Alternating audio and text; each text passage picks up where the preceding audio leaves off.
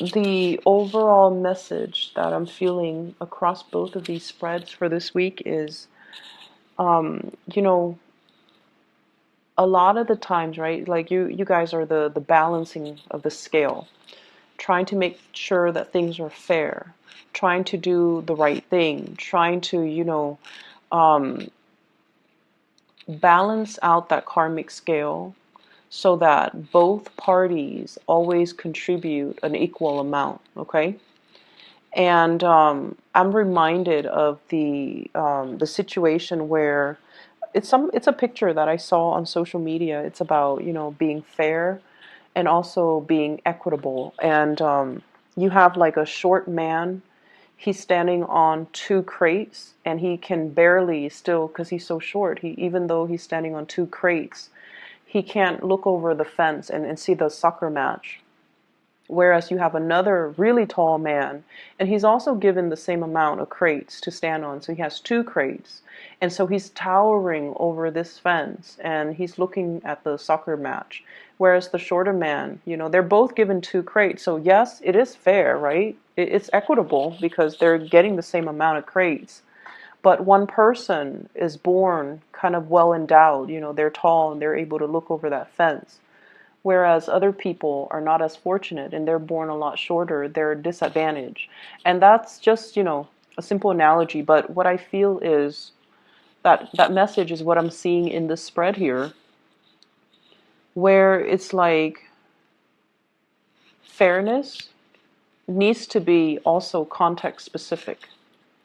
Not everything in life needs to be calibrated, nickel and dime, and balanced out, and equal give and take. When one partner is kind of low, at a low point in their life, we have to step up. If we love them, if we want the relationship to survive, we need to step up. And who knows how long they're going to be down for, but we need to do the right thing because we love the person and because we cherish the relationship. And likewise, when you're down in the dumps, they're going to have to step up too, and they might not know how long it's going to be. And it's these moments where the balancing scale, when the scales are off or the scales are off kilter, that's when we really understand and truly see how the other person treats us. And that's what really dictates, whether or not they really love us. So in relationship, maintaining the niceties, maintaining the balancing act, maintaining the scales of equilibrium, not to rock the boat, not to, upset the apple cart, or like walking around on eggshells around another person. All of these things are kind of, they're just the veneer. They're just like the superficial things that we do to maintain a very balanced relationship. But the tipping point, the sore spots, it's when the trouble begins. It's when people are put under pressure. That's when we know what people are all about, and that's when we, or even you Libras, know what you're all about. Are you willing to rough it out, or do you run at the first sign of trouble? So I feel like this is the week where you have to kind of examine the deeper motives, okay, and your deeper intentions. And this is the week where you're going to have to kind of look at yourself in a way that you might not have had the courage to do before. And I feel like a lot of the courage is stems from the fact that you want to maintain the peace. You're not a conflictual type of a person, but it's when you're put under pressure, opposition, that's when you really know who you are. So I feel like I'm inclined to say, do you really know who you are? Do you really know who you're dealing with? Do you really know who your partner is? Do you know what they're capable of? Do you know and understand the people around you who's really there for you when the going gets rough, when you're put under pressure? Who is able to come to your defense? Who is able to stick with you through thick and thin? These are the things that you need to, or these are the things and the people that you need to treasure and to value. The rest of it is just the veneer, it's just the facade, it's just the social niceties, the airs that people put on. But at the end of the day, it's like, it's all fake, pretty much. Okay? So that is what I'm seeing across both of these spreads. And I feel like it's coming out here in the spiritual advice a lot more than the love reading, thank God. But I feel like these are things that we're going to have to examine, not only for this week, because I feel like the energy is going to permeate all throughout your birthday time. And, birthday time is when we get a lot of contact, a lot of invites, a lot of communication from other people. So who's really reaching out? Who's really there? Who really remembers? I feel like that's going to be a test of how much you mean to them. And that's going to be a test of, who really values you and who really is valuable to you. Okay? So let's talk about your relationship sector first. I feel like you're dealing with somebody who's showing you a different side of yourself. Okay, so like, it's not going to be as balanced as you hoped, okay? Because this person is injecting a grander vision into the picture. This person is not just about, hey, it's me and you happily ever after. This person has dreams and aspirations that are a lot bigger than you or them. And I also feel like they're willing to forgo a relationship if it doesn't meet their ideals. And then also they're willing to forgo a relationship if life is calling. And the person you're dealing with here, I have here the Queen of Swords. And the Queen of Swords, this fell out for, I believe, Taurus. So if you have Taurus in your chart, if you're dealing with a Taurus, you might want to, take a look at this, okay? If you're dealing with a Taurus, if you have Taurus, moon, sun, or rising in your own chart, their reading might be pertinent as well. It might help you understand things from another person's perspective. You don't have trouble doing that, but I feel like it might be meaningful. Anyways, we have here an air sign, an Aquarius, a Gemini, or a Libra, such as yourself. However, I mentioned before, I feel like you guys, especially the Libra moons, you guys love, love, love your pinks. And I have this card that represents you. I might actually talk about this first so that you can see the contrast. So this is your energy, the Eight of Cups. This is walking away from a situation that is not balanced, a situation that you've invested a lot of time, resources, energy into, a lot of work into as well. And at this point, you're tired. Emotionally, you're overtaxed. And you feel like, oh my gosh, I've wasted so much time. It's been really hard for you to disengage, mainly because you're like, I've invested a lot of time and I'm not going to be able to recoup my loss. And so you might have been hesitant about walking away in the past, but now you're willing to walk away. You're willing to take a new path, mainly because it's not emotionally nurturing you anymore. And it felt very heavy and it has felt very icy and cold for a really long time. So, you put on the veneer that like everything is rosy, right? That pink, everything is rosy, everything is peachy. However, internally in your hearts of hearts, I don't feel like you can deny the fact that your heart is not in it anymore. It's taxing and it's not liberating and it's unbalanced and it's not reciprocal. And so many of you have chosen to walk away from a situation, or emotionally you have walked out of a situation. And I feel like you're looking towards somebody else here, okay? Somebody is bringing something into your life. They're showing you a different perspective. And I feel like you might still be in this other relationship that you can't really recoup your loss, so you can't really move away. There might be children.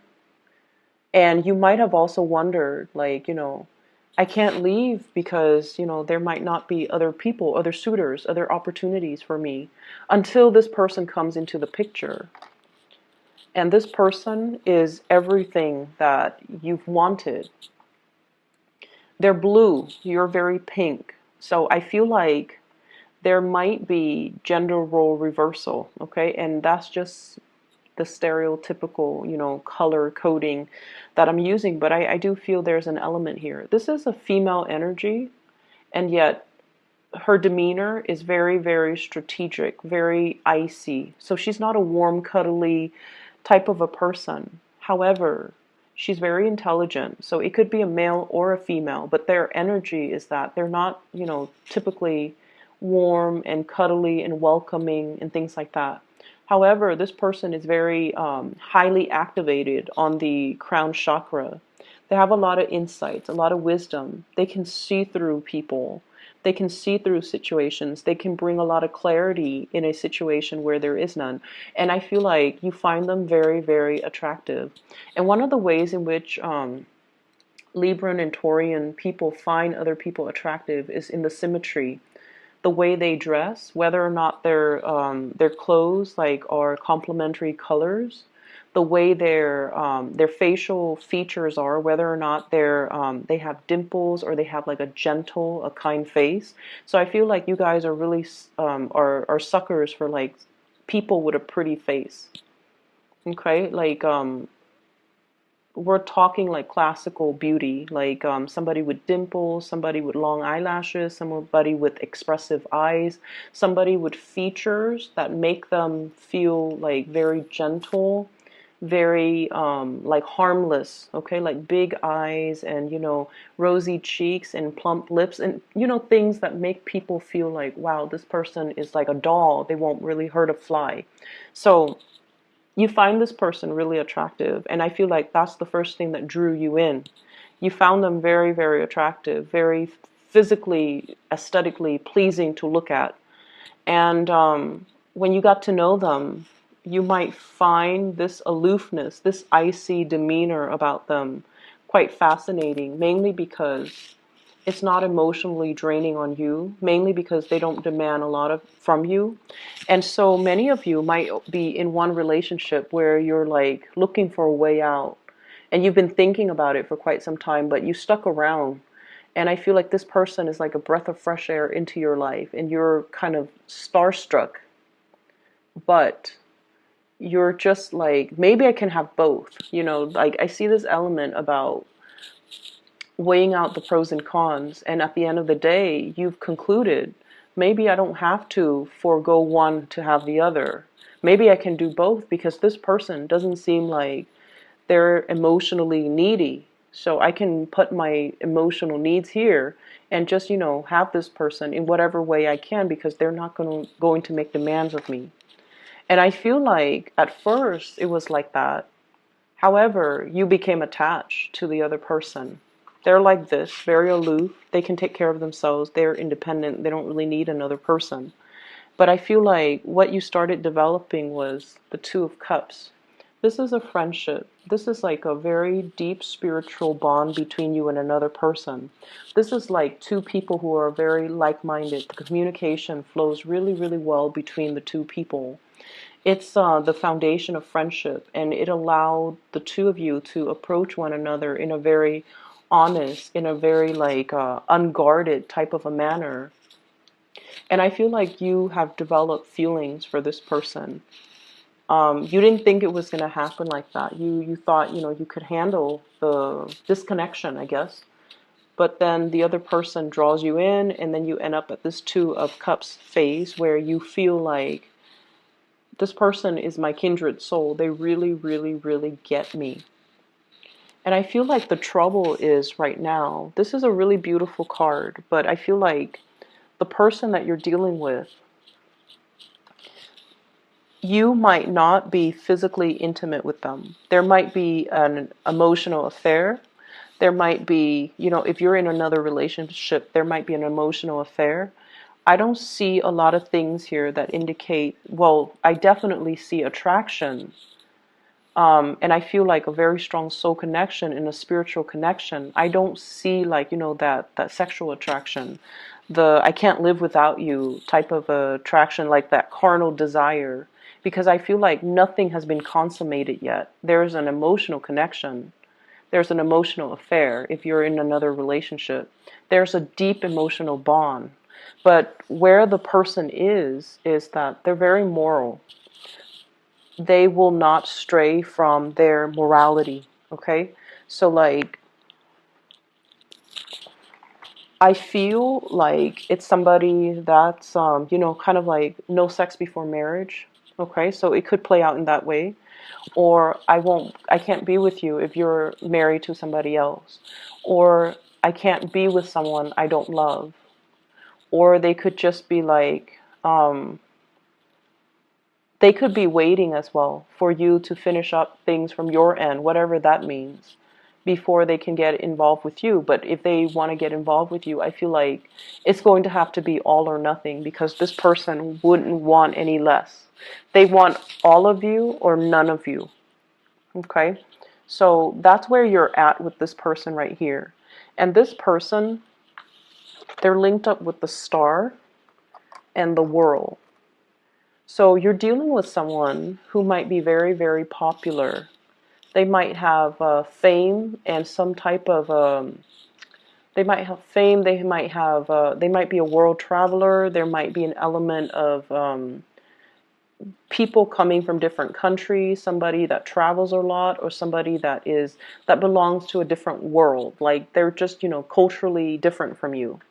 And the star in the world basically means they are waiting on a higher calling. They're waiting on for their life to begin. They're waiting for opportunities to travel. They're waiting for opportunities to kind of move away, pursue their life, or allow their lives to start. So I feel like at a moment's notice, they're going to be on their way out. They're going to be seeking other opportunities.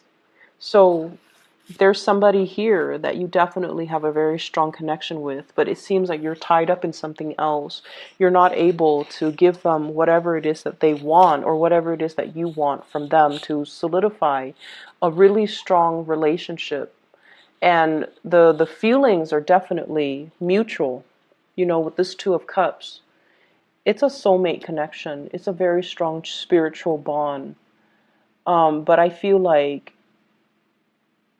if you don't recognize it for what it is, it's going to slip away. And soulmate connections, they come in they're not rare per se, but I feel like there's a time and a place for it. And the soulmate connection can also run its course too. There's a time and a place for that as well. So if you're not quick on the uptake and recognize this situation for its rarity and for, you know, how powerful it is, I feel like it's going to slip you by, because the other person, they're going to be drifting away, okay? This is the escape here.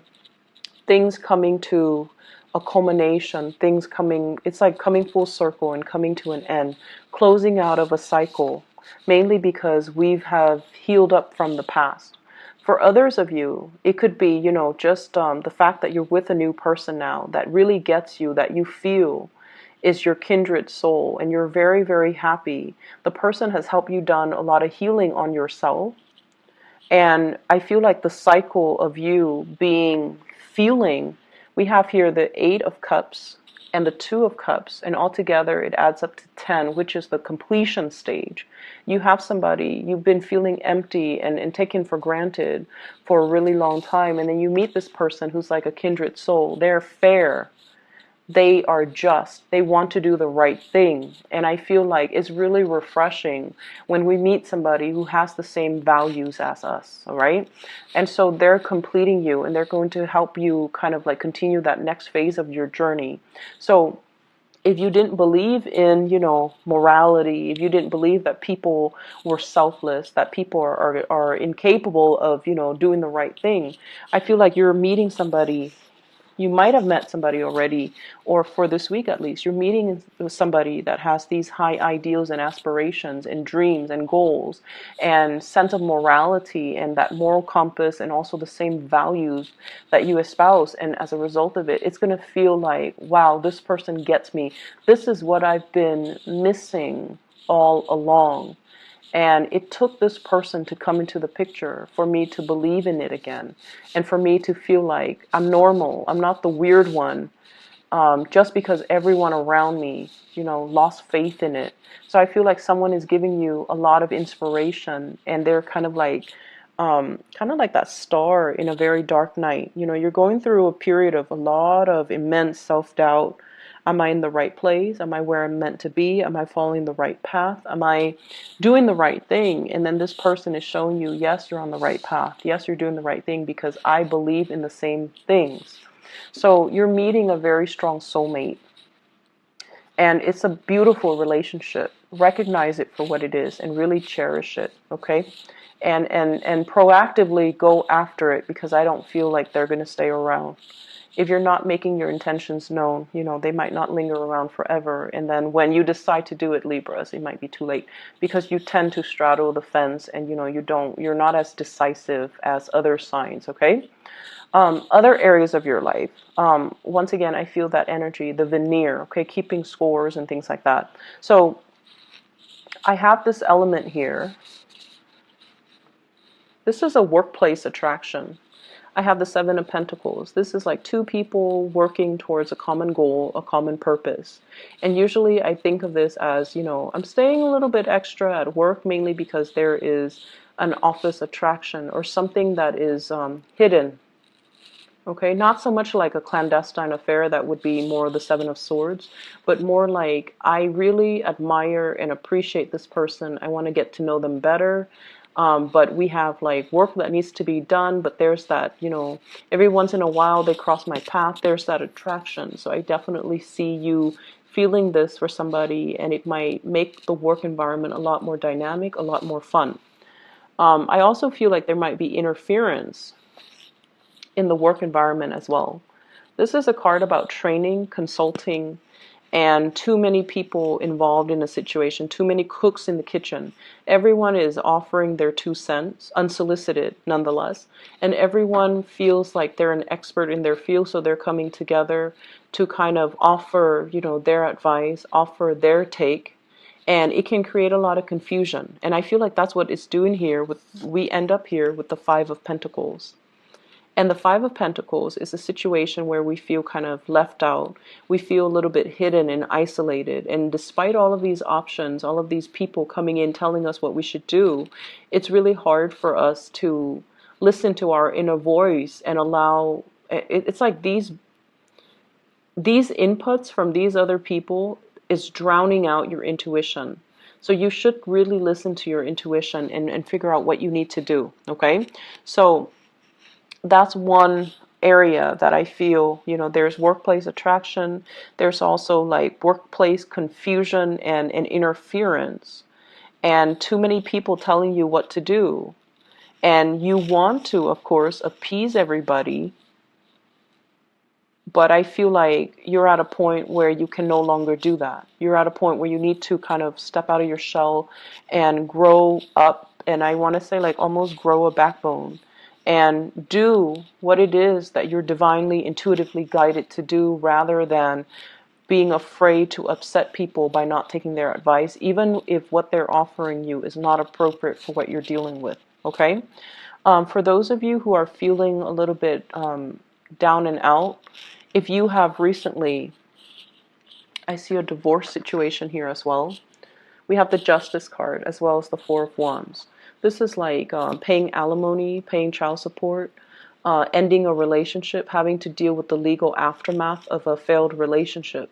If you are dealing with that as well, I feel like financially things might be halved, okay? So financially, if you have had a lot of financial blessings, so if you're like, if you were married and there were two incomes, now we're going in half. And I feel like you're going to start to feel the financial pinched, okay? And then if you've had to, take care of the kids or the wife or the husband or whatever the situation is, there's now child support and alimony that's going to have to be had, and there's going to be that financial pinch as well. So I feel like for some of you, the financial picture is not looking too great. And I also feel as if, I feel like for those of you who are dealing with, divorces and separation and child support and alimony, you have to kind of go to court and sort out like either agree to redraw or renew or renegotiate your alimony or child support payments. And then for others of you, I feel like you're doing really well at work. You might be in the legal profession. You might have met somebody that you've married to in the legal profession. You might now be meeting somebody in the legal profession, and you guys really hit it off. And I feel like, it's a really great career for you to stay in. You're consulting, or other people are consulting you, and so you're doing a lot of training in that arena. But I definitely feel like there is this sense of meeting somebody that you really, really love on a soul level. You recognize each other. It's like upon the first time that you meet, you understand this sense of your soul recognizes one another. Okay, I'm gonna leave it at that for you, Libras. Take care of yourself, and I'll be back next week.